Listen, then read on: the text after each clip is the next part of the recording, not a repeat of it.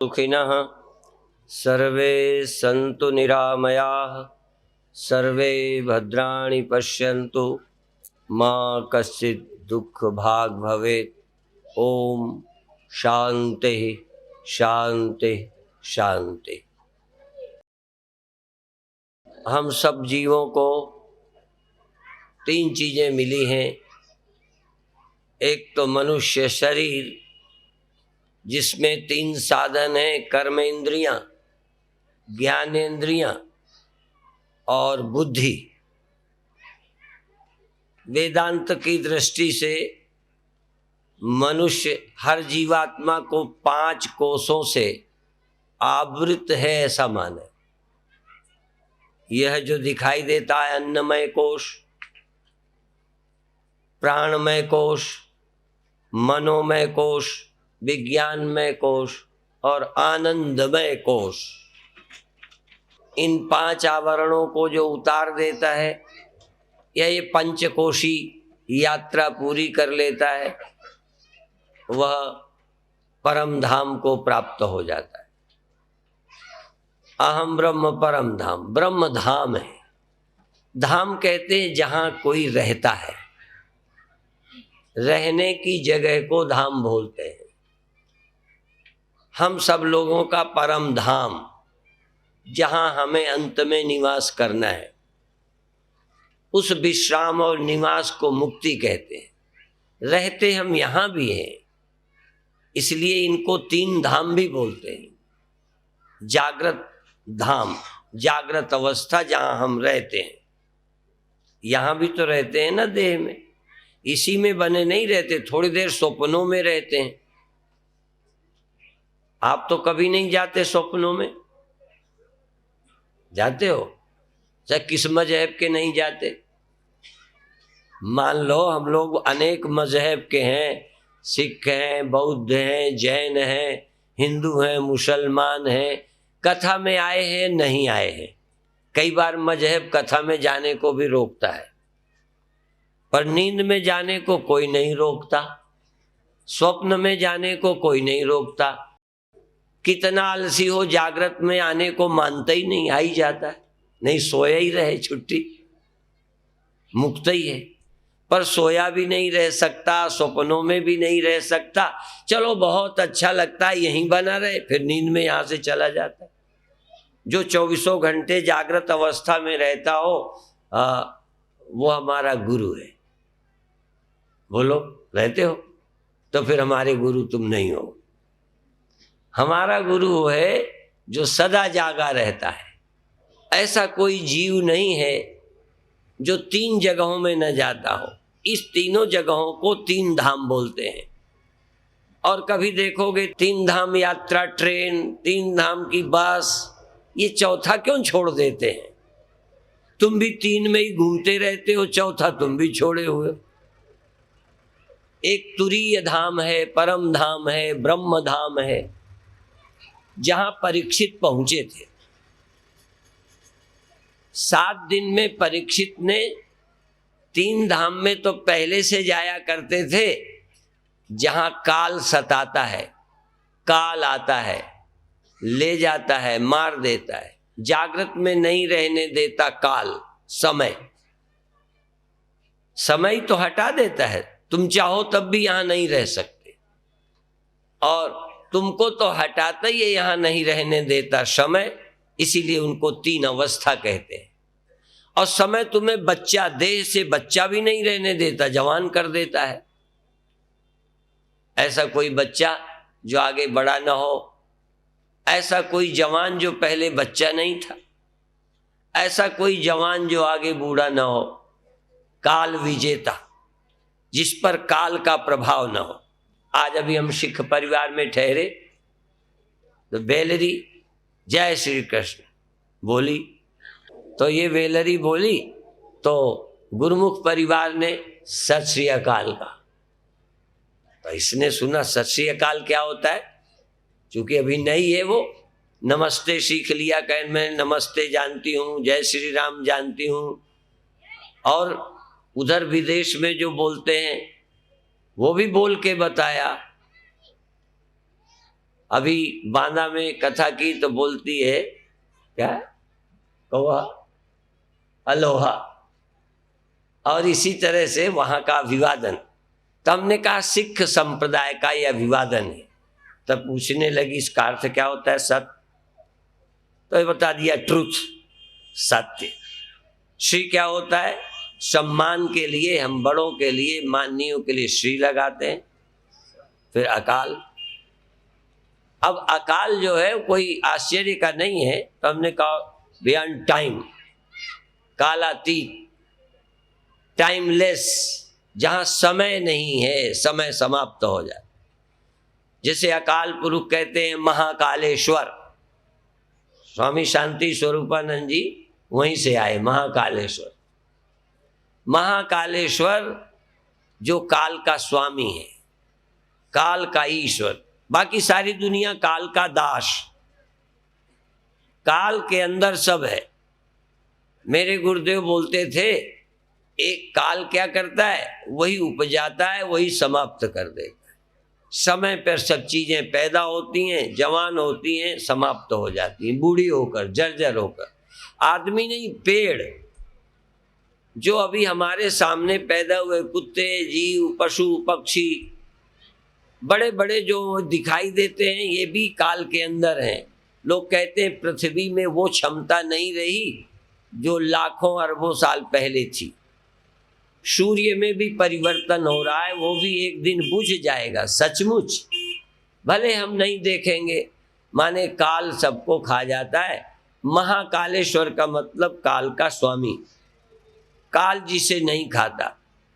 और वो महाकालेश्वर का दर्शन जो करते हैं, इसीलिए द्वादश ज्योतिर्लिंग, उस ज्योतिष स्वरूप शिव के जो दर्शन करता है वह मुक्त हो जाता है। भगवान राम ने भी रामेश्वरम, राम के ईश्वर, राम के मालिक, राम के कल्याणकारी इष्ट रामेश्वर, इन्होंने रामेश्वर की स्थापना की। इसलिए अब ये भी बहुत बड़ा राज है कि कब समझेगा समाज, सबके भीतर महाकालेश्वर भी विराजमान है। उसके दर्शन नहीं करते हम, इस जगत के दर्शन करते हैं, स्वप्न का करते हैं, नींद का करते हैं, सुख दुख का अनुभव करते हैं, महाकालेश्वर का दर्शन नहीं करते। तो वही कालातीत है, वही सत श्री अकाल है। जो सत है ना वो अकाल है। जिसका काल नहीं होता वो अकाल पुरुष होता है, जिसका काल हो जाता है वो अकाल पुरुष नहीं है, वो सत भी नहीं है। देखो यदि कहना चाहो तो दो तरह के सत होते हैं। एक टेम्परेरी, जो कुछ होते तो हैं पर रहते नहीं। हम सब देखो हैं, तो आपके बाबा भी तो रहे होंगे, क्या बिना बाबा के ही हो? जो बिना बाबा का हुआ हो बताए। तुमने देखा भले नहीं होगा, यदि कहो हमारे बाबा नहीं है तो पिता किससे हुए थे तुम्हारे? पिता है ना, तो पिता के पिता रहे जरूर होंगे। और पिता के पिता को शायद आप नहीं जानते हो नाम भी, बाबा का तो जानते होगे ज्यादा से ज्यादा, पर बाबा के इतने कौन याद रखता है?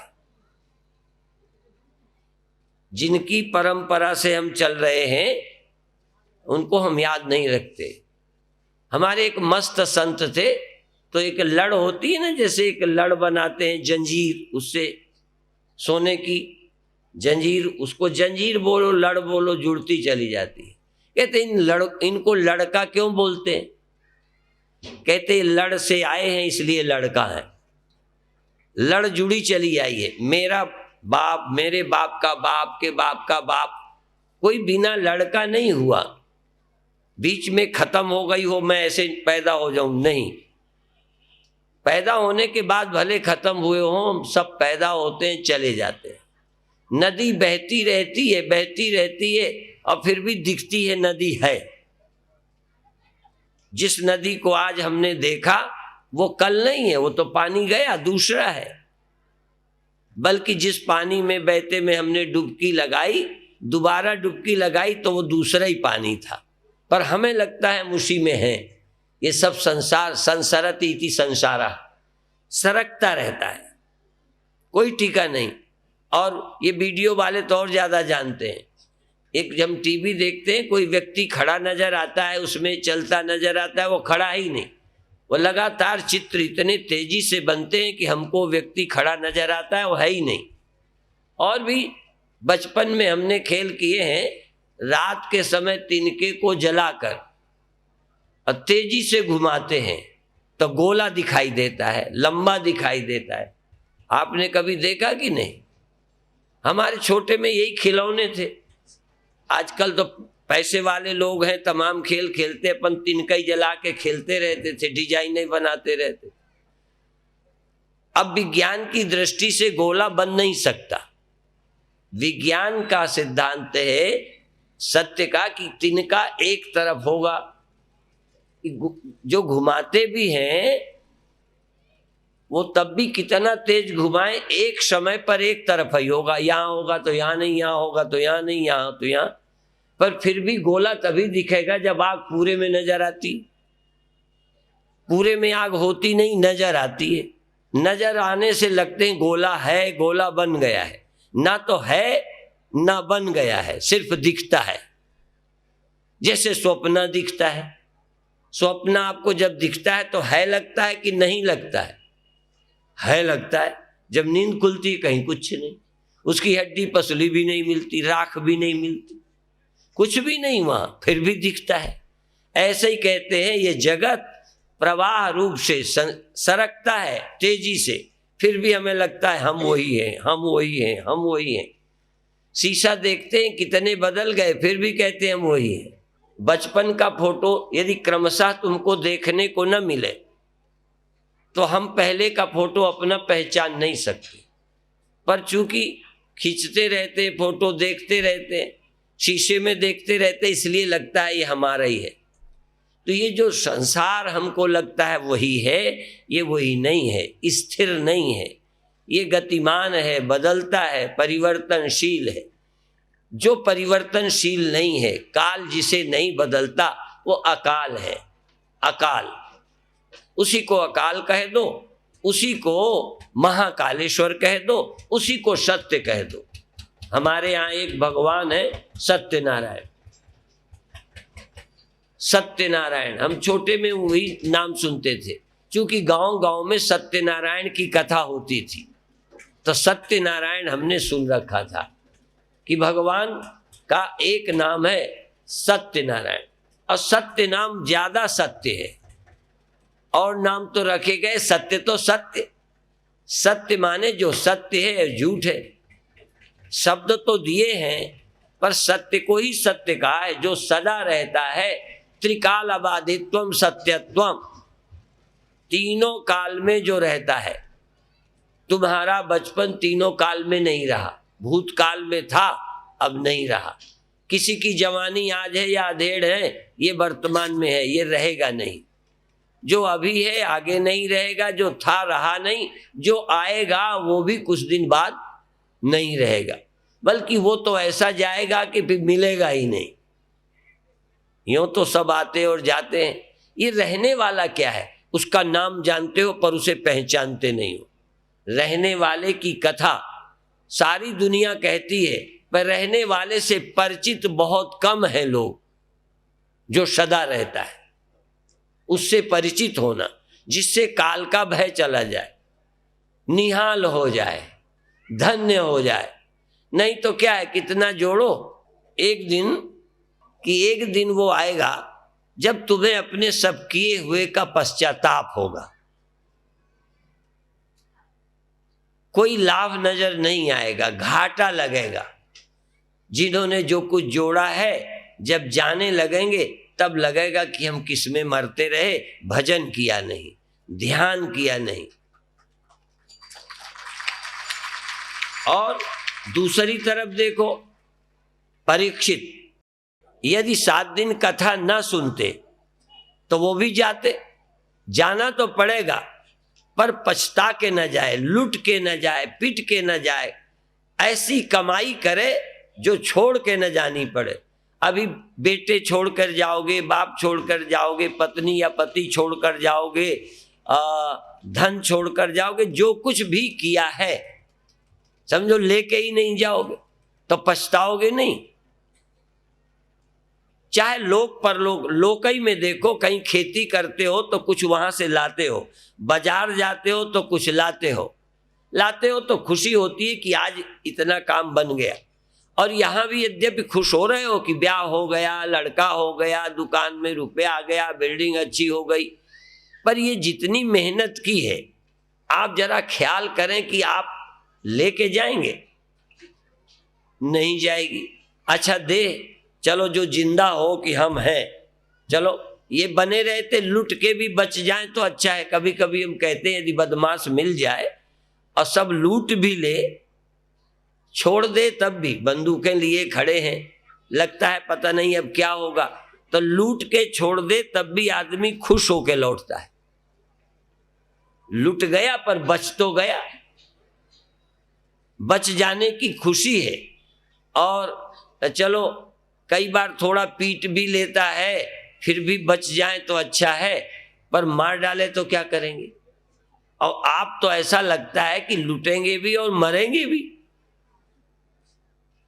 यदि मरने से बच के चले जाओ परीक्षित की तरह तो चलो सब गया तो गया, और परीक्षित का सब चला गया पर वो तो बच के चला गया।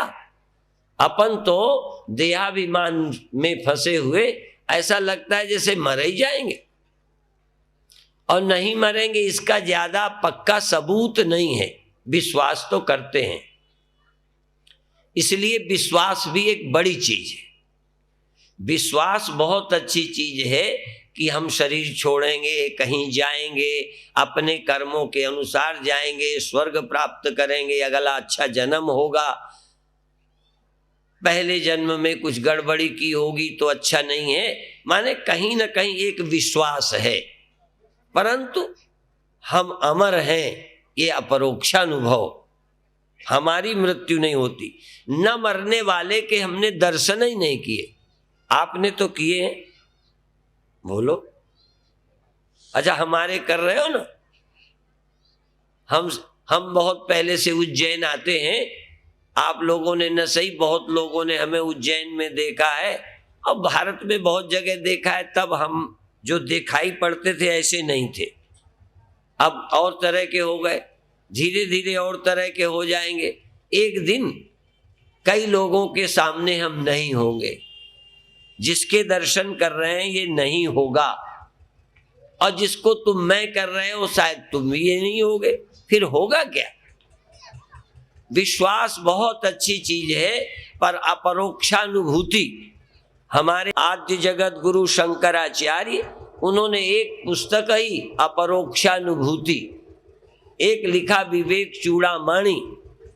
विवेक चूड़ामणि, हमें विवेक चाहिए, वैराग्य चाहिए, और आत्मा का सही सही अनुभव चाहिए, जिससे हम कह सके काल के माथे पग धरूं सतगुरु के उपदेश। कबीर साहब ने कहा काल के माथे पग धरूं, काल के ऊपर पैर रख सकता हूं गुरु की कृपा से, गुरु के उपदेश के बल से, अर्थात काल मेरा कुछ नहीं कर सकता। अकाल पुरुष का स्मरण करो, कालातीत का स्मरण, महाकालेश्वर का स्मरण करो। महाकालेश्वर प्रतीकोपासना भी है, महाकालेश्वर की अपरोक्षानुभूति भी है, दो तरह से है। रामेश्वर परमात्मा, राम के ईश्वर कौन? लोग ये पूछा भी करते हैं कि वशिष्ठ जी के शिष्य हैं राम। योग वासिष्ठ एक ग्रंथ ही है जो राम को सुनाया है। वशिष्ठ जी ने राम को कथा सुनाई जैसे तुम सुनते हो, और राम ने कथा सुनकर उस सत्य को उपलब्ध हुए, क्योंकि जिसके भी देह है, जिसके भी अंतःकरण है, सबको चूकने का अवसर है। प्रायः सब देहाभिमानी आते हैं, इसी को मैं मानते जीते हैं, अपने स्वरूप को भूले रहते हैं। प्रभु राम ने चाहे ज्ञान था, लोग ये भी कहते हैं कि जब ज्ञान था तो उन्हें क्यों सुनी, कहते हैं जो बहुत महान लोग होते हैं वो रास्ता बना के जाते हैं, बिगाड़ के नहीं जाते। तुम जिन स्कूलों में पढ़े हो उन स्कूलों को फिर समाप्त कर दिया ना? नहीं किया। क्यों? उसमें और कोई पढ़ेगा। यदि तुम हम किसी नाव में गए, नाव को आग लगा के चले जाएं, नदी पार की आग लगा जाए, अरे तो बाकी लोग भी तो पार जाएंगे। तो प्रभु राम ने देखा कि लोग बिना गुरु के, बिना ज्ञान के डूबेंगे, मरेंगे, इसलिए उन्होंने स्वयं कथा सुनकर गुरु बनाकर एक उदाहरण उपस्थित किया। राम पिता के पैर छूते हैं, माता के चरण छूते हैं और पिता की आज्ञा से जंगल चले जाते हैं। क्यों? वो समाज में एक मार्ग निर्माण करने आए हैं। महाजनों एन गतः सपंथा, महान लोग जिस रास्ते से जाएंगे बाकी आम जनता उसी रास्ते से चलेगी। यदि वो गुरु न बनाए और वो कथा न सुने तो लोग तो वैसे ही न सुनेंगे। कम से कम वो उदाहरण दे के गए कि राम सुबह उठते हैं, संध्या करते हैं, उठ करके प्रणाम करते हैं, स्नान करते हैं, संध्या करते हैं और पूजा के लिए फूल लेने गए। माने राम भक्त हैं, राम ध्यानी हैं, राम ज्ञानी हैं, राम गुरु बनाते हैं। आपको तो जरूरत नहीं है ना। कई लोग ये भी पूछते हैं कि क्या गुरु बनाना जरूरी है? तो राम ने मंत्र लिया, हमें पता नहीं है, पर कथा सुनी है। देखो, और अर्जुन ने भगवान कृष्ण से मंत्र लिया है या नहीं ये तो मैं नहीं जानता, लेकिन कृष्ण ने अर्जुन को कथा सुनाई है और अर्जुन ने अपने को शिष्य मानकर, शिष्यस्तेहम शादिमाम त्वाम प्रपन्नम, मैं शिष्य हूं ये मानकर भगवान कृष्ण से कथा सुन रहे हैं। भक्त बनकर, श्रद्धावान लभते ज्ञानम, श्रद्धावान भक्त बनकर किसी मजहब में फंसे बिना, मजहब में जाना बुरा नहीं है, पर सत्य के जानने के लिए मजहब से ऊपर तैयारी चाहिए। जब तक फांसी मजहब की तब तक होए न ज्ञान, मजहब फांस टूटे तभी पावे पद निर्वाण, पावे पद निर्वाण निरंजन माई समावे, और फिर बहुर जन्म चक्कर में न आवे, फिर वो जन्म मरण के चक्कर में नहीं आता, फिर किसी योनि में नहीं आता। स्वामी शांति स्वरूपानंद जी शंकराचार्य के बहुत श्लोक सुनाते रहते हैं, उसमें ये अधिकतर कि पुनरपि जननम पुनरपि मरणम पुनरपि जननी जठरे शयनम, फिर जन्म फिर मरण, फिर जन्म फिर मरण। और जब जब जन्म होगा तो कोई न कोई पेट में आएंगे, इसलिए पुनरपि जननी जठरे शयनम, माँ के पेट में शयन करेंगे तभी यहाँ आ पाएंगे, वहाँ निर्माण होगा, वर्कशॉप। मान लो माँ के पेट में नहीं तो अंडे में, पर अंडे वालों का जिक्र इसलिए नहीं है कि वहां तो कल्याण की जगह ही नहीं है। हाँ, अंडे से आने वाले कथा नहीं सुन सकते, और जमीन से भी आ जाते हैं, पसीने से उद्भिज जमीन को छेद कर पैदा होते हैं अंकुर।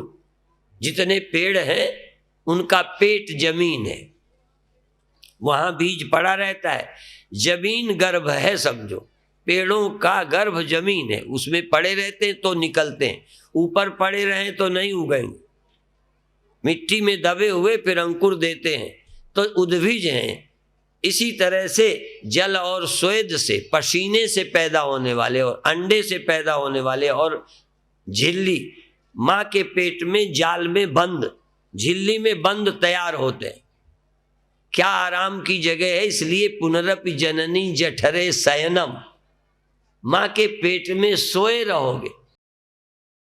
और 9 महीने की प्रैक्टिस के कारण जब पैदा होते तब भी ज्यादातर सोए ही रहते हैं, इतना तुम नहीं सो सकते। और छोटे बच्चों का सोना देखो, उनकी आंखें देखो, ऐसे लगता है कि कोई बुद्ध लेटे हैं, कोई समाधिस्थ पुरुष जिनकी कोई चेष्टा नहीं, अंदर कोई दिमाग में गड़बड़ी भी नहीं। इसलिए ये छोटे बच्चे जब आते हैं तो डिस्टिल वाटर की तरह शुद्ध होते हैं, जमीन में जब पड़ जाते हैं ना तो डिस्टिल वाटर ही गंदा पानी हो जाता है। जमीन में भूमि परत भा डाबर पानी, जिम जीव ही माया लिपटानी। जैसे पानी डिस्टिल वाटर जमीन में मटमैला हो जाता है, ऐसे ही ये जीव डिस्टिल वाटर की तरह है। जब मनुष्य देह में आता है तो ये मटमैला हो जाता है। जीव ऐसे जैसे पानी गंदा हो जाता है, इस तरह से जीव माया में, इंद्रियों में, शरीर में रहकर कामी, क्रोधी, लोभी, मोही, अभिमानी, यहाँ तक खाना पीना, ठंडी लगना। जीव यदि देह से निकाल लिया जाए तो भूख लगेगी? फिर नहीं, ना तो इसी को लगेगी ना उसी को लगेगी। वो भी निकल जाने वाला जीव नहीं रोटी मांगे, नहीं रजाई ओढ़े। देखो देह में हम बैठे हैं तो ठंड लगती है, यदि जीव देह को छोड़ दे और तो छोड़ो बेहोश ही कर दे तो ठंडी का असर ही नहीं मालूम पड़ेगा। असल में पीड़ा होती है जीव और शरीर के मिलने से। जैसे हम कभी कहा करते हैं कि ना धान का छिलका उगता है ना चावल उगता है, जब तक मिले हुए हैं तब तक उगते हैं। चावल बो के देख लेना, उगेगा? चावल नहीं उगता, किसानी की होगी तो मालूम होगा। चावल पैदा नहीं हो सकता, चावल बोया ही नहीं जाता। कोई आदमी धान से छिलका निकाल कर चावल नहीं बोता, वो खाने के लिए है।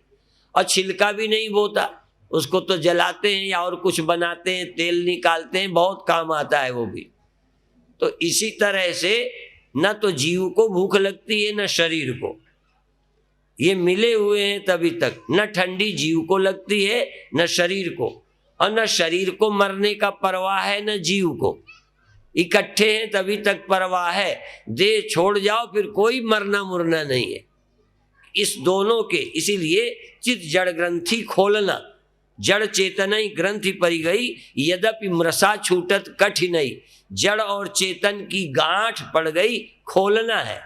चेतन चेतन जड़ जड़ ये मिले हैं तो इसको बोलते अन्योन्याध्यास।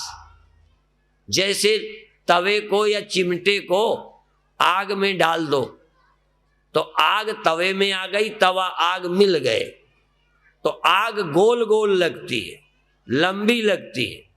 ये लंबाई या गोलाई लोहे का धर्म है। लोहा अर्थात तवा है गोला, आग गोली लगती है। और गरम है आग, तवा लाल और गरम लगता है। उसके धर्म उसमें प्रविष्ट हो गए। और तो और एक अंधेर बताऊं, घड़ा बनाया तो मिट्टी का धर्म घड़े को मिल गया। मिट्टी का अस्तित्व, मिट्टी सत्य है, सत्यपना मिट्टी का है। एक रामायण की चौपाई है, जासु सत्यता ते जड़ माया, भाष सत्य इव मोह सहाया। सत्यता मिट्टी की है और घड़ा सच्चा लगता है। मिट्टी हटा लो, घड़ा तुम्हें दिख जाए तो हम जाने। सत्यता है घड़े की, सत्य तो है मिट्टी। सत्य है मिट्टी, मिट्टी की सत्यता घड़े को है करके दिखा रही है। ऐसे ही अग्नि की लालिमा लोहे में प्रविष्ट है, वो लोहा लाल लाल लगता है। लोहे को छुओ, तवा को जल गए, काहे से? तवे से जल गए कहते। चिमटे को पकड़ लिया, वो गरम रखा था, अब देखो जल गए चिमटे से, तवे से कि आग से।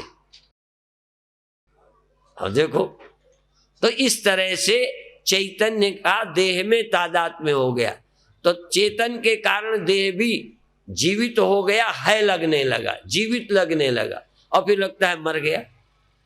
ना तो जो निकल गया वो मरा, ना ये मरा। असल में चेतन जब तक इसमें है जिंदा हो गया, और जीव इससे निकला ये मर गया। तो पहले ही मरा हुआ था, हमारे कारण जिंदा था। तुम इसमें रहते हो इसलिए ये जिंदा है, तो तुम निकल जाओगे तो तुम मरोगे कहाँ? यही मर, अब ये भी क्या मरेगा? यदि ये मरे तो मरने के बाद जलाओ, दफनाओ, कुछ करो, काटो, कुछ भी नहीं, इसको कोई तकलीफ नहीं। और हम अलग हो गए, अब हमको कोई क्या करेगा? इसीलिए कभी कभी मैं बताता हूं कि मुसलमान कब्र में गाड़ देते हैं और वो ये कहते हैं कि ये कयामत के दिन तक गड़े रहेंगे, खुदाबंद करीम निकालेंगे तब या तो नरक भेजेंगे या स्वर्ग भेजेंगे। ये तो सुना है ना, अच्छा नहीं सुना तो हम बता देते हैं, इतना हमने सुना है। तो वो कयामत के दिन तक कब्र में है, तो न स्वर्ग में है न नरक में है।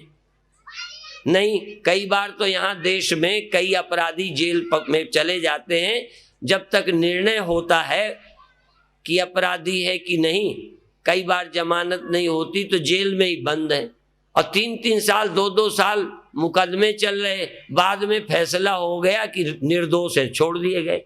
तो जो साल भर भोगते रहे जेल, उसका क्या बने अब फैसला? तो खुदाबंद करीम फैसला करेंगे क़यामत के दिन। यदि हम गड़े गड़े दुखी होते तो उसका अपराध क्या था? पर यह है कि जितने दिन कब्र में रहते हैं, इसका मतलब न सुख होता है न दुख होता है। सुख दुख तब होता है जब हम शरीर में होते हैं। और भी अनुभव करो, स्वप्न में आपकी पिटाई होगी तो तकलीफ होगी, क्योंकि स्वप्न में चाहे देह तुम्हारा कल्पना का है, जरा ध्यान देना, पर देह होता है, तभी सांप का डर लगता है। स्वप्न में भी तो डरते हो, क्यों डरते हो? वहां देह है। देह ना होता तो सांप से न भगते, देह न होता तो आग से न जलते। स्वप्न में भी जलते हैं, मरते हैं, डरते हैं, क्योंकि वहां भी ख्याल का देह होता है।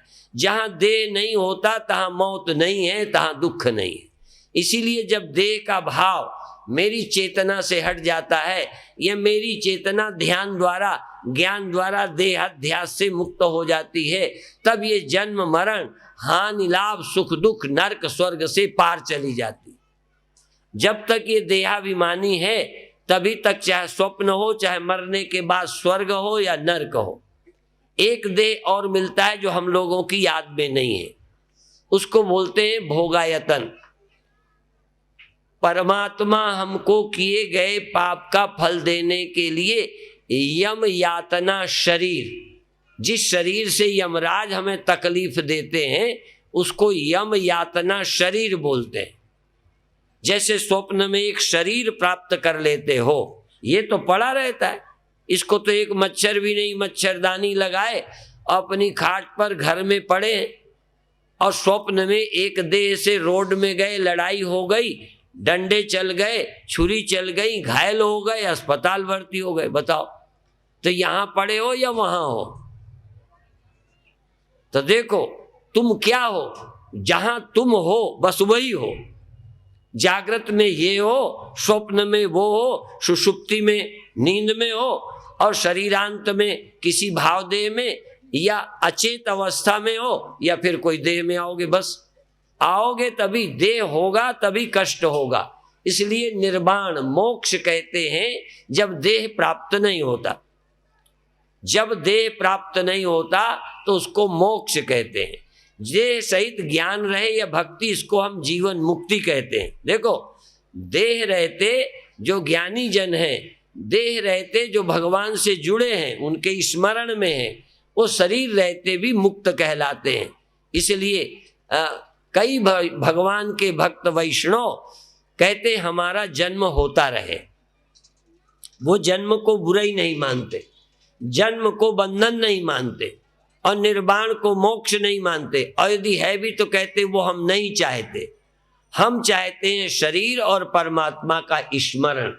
ये जोनि जन्महु कर्म बसता राम पद अनुरागहु। अर्थात वैष्णव कहते हैं परमात्मा की विस्मृति ही दुख है और परमात्मा की स्मृति ही सुख है। अर्थात सत्य का स्मरण, सुमिरो सुमिर सुमिर सुख पाओ, कल कलेश तन्माय मिटाओ, और काज तेरे किते न काम, मिल साथ संग भज केवल नाम। अर्थात परमात्मा की पहचान और उसकी स्मृति शरीरधारी की मुक्ति है। शरीर रहते यदि कोई मुक्ति है तो परमात्मा का स्मरण, और शरीर रहते कोई बंधन है तो परमात्मा की विस्मृति। और स्मृति विस्मृति तभी होगी जब ज्ञान हो। ज्ञान के बिना किसी चीज की स्मृति नहीं होती। देखो, आप यहां हो अशोक नगर में, यहां से इंदौर जाओ तो यहां की याद आ सकती है, क्योंकि यहां को जानते हो, और रिश्ते नाते गए हो वहां जानते हो, रोड में चले हो जानते हो, खेतों में बाजार में गए जानते हो, उसकी याद आ जाती है। कभी लड़े हो या पढ़े हो, उसकी याद आ जाएगी कि वहाँ हम पढ़ते थे, ये हमें पढ़ाते थे, ये मेरी माँ है। जानते हो उसी की याद आती है। भगवान को अभी हम जानते ही नहीं। आप तो जानते हो। तो याद तो तब आएगी। इसलिए ज्ञानी तो परमात्मा को भूल जाता है, अज्ञानी क्या भूलेगा जब पता ही नहीं। ज्ञानी भी कभी कभी जिन्होंने प्राप्त किया, अनुभव किया है, उनके चित्त में भी स्मृति नहीं रहती, विस्मृति हो जाती है। लेकिन यदि ज्ञान लें और कभी कभी भी उनकी याद आती रहे, चलते फिरते काम करते कभी, तो वो याद ही बहुत बड़ी दवा है। हमने सुना है, जानते नहीं हैं। हम जानते तो नहीं, सुना है कि सांप से वो लड़ता है, क्या, नेवला लड़ता है। लड़ते लड़ते जब सांप का जहर उसको चढ़ता है तो कहते वो एक बूटी जानता है, वो तुरंत भागेगा और बूटी को सूंघ लेता है, उसका जहर उतरता है, फिर लड़ता है, फिर सूंघ लेता है। ऐसे ही संसार काल का जहर जब तुम पर चढ़े तो भगवान का स्मरण ही वो बूटी है जो तुम्हें फिर ताजा कर देती है।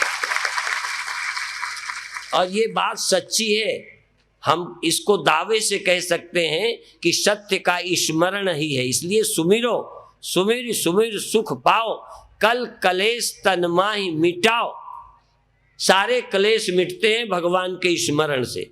और इसीलिए परमेश्वर ते भूलिया व्यापन सब्बे रोग, परमेश्वर की विस्मृति ही सब रोग हैं, जितने दुख हैं। इसीलिए अविद्या, अस्मिता, राग, द्वेष, अभिनिवेश, पंच क्लेश, ये 5 क्लेश, 5 दुख क्या है?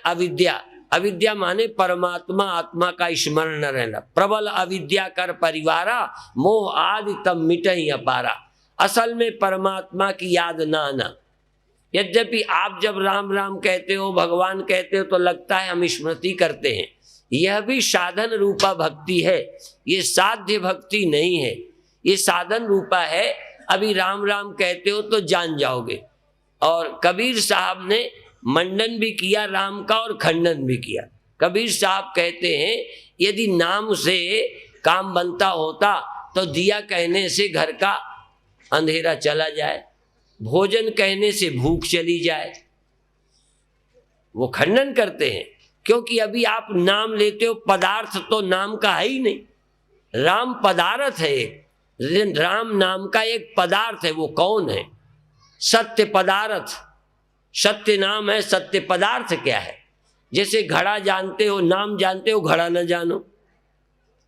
तो नाम तभी काम करता है जब उस नाम से उस सत्य वस्तु का ज्ञान हो जाए।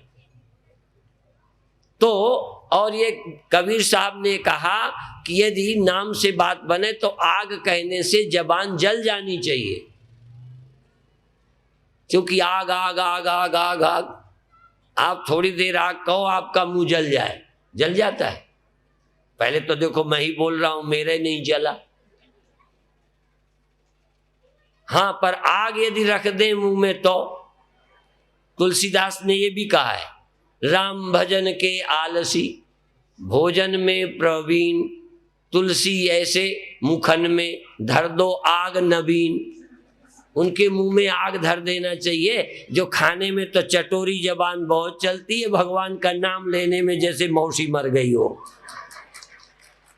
उदास होके बैठ जाते। इसलिए नाम लेने में खुशी।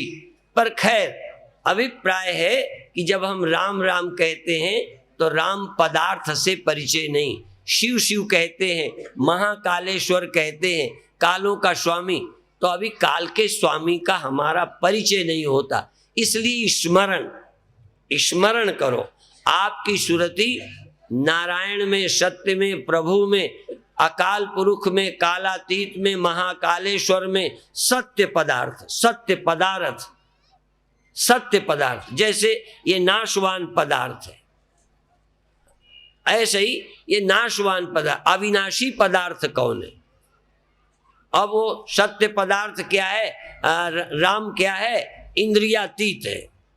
उपास्य भगवान तो इंद्रियों से दिखते हैं, लेकिन गेय पदार्थ या गेय पदार्थ, वो इंद्रियों का विषय नहीं है। जो सत्य है वो इंद्रियों का विषय नहीं है। जो जो मुझे इंद्रियों से दिखता है सब नाशवान है। जो छूते हो, देखते हो, समझते हो, महसूस करते हो, ये सब न रहने वाले पदार्थ हैं। तो रहने वाला पदार्थ इंद्रियों से मालूम नहीं पड़ता। जब हम इंद्रियों से रहित होते हैं या मन से रहित होते हैं या इनके स्मरण से छुट्टी पाते हैं, उस समय हमें उस सत्य पदार्थ का स्मरण होता है। अभी आज इतना ही कहकर समाप्त करते हैं। प्रातः काल ये तो ऐसे बताएंगे, पर योगासन में आए हो, कम से कम कल का ही दिन शायद ध्यान का है, तो इसलिए और जितना हम ध्यान में जानते हैं सब कल प्रयोग कराएंगे, खूब ध्यान के, अधिक से अधिक, जिससे तुम उस सत्य का अनुभव कर सको, जिसके अनुभव से जीव दुख और बंधन से छूट जाता है। प्रातःकाल योगासन और ध्यान का होगा, बाकी इसी तरह कथा होगी। ओम शांति।